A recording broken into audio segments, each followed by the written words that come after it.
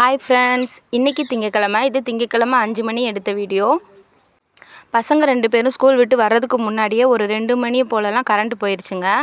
சரி, நானும் அவங்க வந்ததுக்கப்புறம் ஒரே தான் வேலையை பார்த்துக்கலாம், கரண்ட்டும் வந்துடட்டும் அப்படின்னு சொல்லிட்டு நல்லாவே தூங்கி எழுந்திரிச்சிட்டேன்.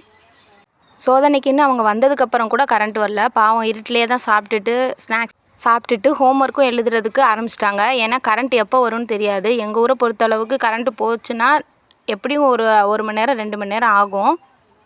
இப்போ மத்தியானத்துலேருந்தே கரண்ட் இல்லைன்றனால எனக்கு கொஞ்சம் பயமாயிருச்சு. நீங்கள் கரண்ட் வரதுக்கு முன்னாடியே ஹோம்ஒர்க்லாம் முடிச்சுருங்க அப்படின்னு சொல்லிட்டு எழுத சொல்லியாச்சு.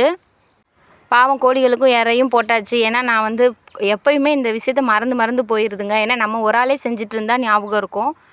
நம்ம விட்டுட்டு மாமனார் 2 பேருமே மாற்றி செய்கிறனால தம்பி ஒரு நேரம் போடுவான். அதனால் இறை போடுற விஷயத்த நான் அடிக்கடி மறந்துடுறேன். அவங்கெல்லாம் இறை போடலைன்னா அவங்க காலெல்லாம் சுற்றி வரும். ஆனால் நான் இறை போடலைனாலும் என்கிட்ட வராது. ஏன்னா அதுக்கு என்னை மறந்துடுச்சு கோழியெல்லாம். இந்த ஊஞ்சல் தம்பி பாப்பா விளையாடுறதுக்காக நாங்கள் சின்ன பிள்ளையிலேருந்தே அவங்க எப்போ உட்காந்து நடக்கிற அந்த ஸ்டேஜ்லேருந்தே இங்கே எப்போயுமே ஒரு ஊஞ்சல் கயிறு இத்து போனாலும் சரி ஒரு ஊஞ்சல் கட்டி வச்சுருவோம். பசங்கள்லாம் ஹோம்ஒர்க் செய்யட்டும், நானும் வீட்டு வேலையெல்லாம் முடிச்சிடும்னு சொல்லிட்டு இருட்டிலே பாத்திரத்தெல்லாம் கழுவி எடுத்துகிட்டு வீட்டில் எடுத்துட்டுக்குள்ளே வேலையெல்லாம் பார்த்து வேலை முடிக்கிற அந்த டயத்தில் கரண்ட்டும் வந்துருச்சுங்க.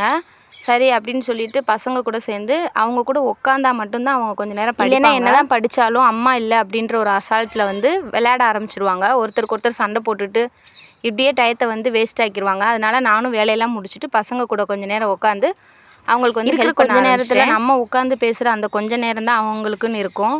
அதனால் அந்த டயத்தில் அவங்க ஸ்கூலில் என்னென்ன நடந்துச்சு, என்ன பண்ணாங்க, எப்படி போச்சு இன்றைக்கி அப்படின்னு சொல்லிட்டு கொஞ்சம் நேரம் கேட்டுட்டு அப்படியே கொஞ்சம் எந்த மாதிரி பசங்க கூட ஸ்பெண்ட் பண்ணுவீங்க அப்படின்னு சொல்லிட்டு எனக்கு கமெண்ட் பண்ணுங்கள்.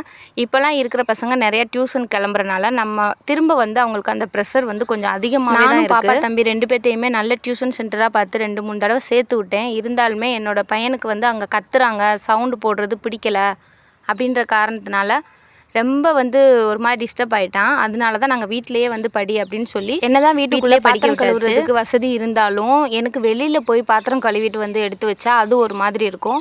உங்கள் யாருக்கெல்லாம் வெளியில் பாத்திரம் கழுவ பிடிக்கும், இல்லை சிங்கில் பாத்திரம் கழுவ பிடிக்கும் அப்படின்னு சொல்லிட்டு எனக்கு கமெண்ட் பண்ணுங்கள். எங்கள் ஊரில் அதிகமாகவே உப்பு தண்ணி தாங்க நாங்கள் யூஸ் பண்ணுவோம். பாத்திரம் கழுவுறதுக்காக இருக்கட்டும், துணி துவைக்கவா இருக்கட்டும், இல்லை குடிக்கிறதுக்கு கூட உப்பு தண்ணி தான்.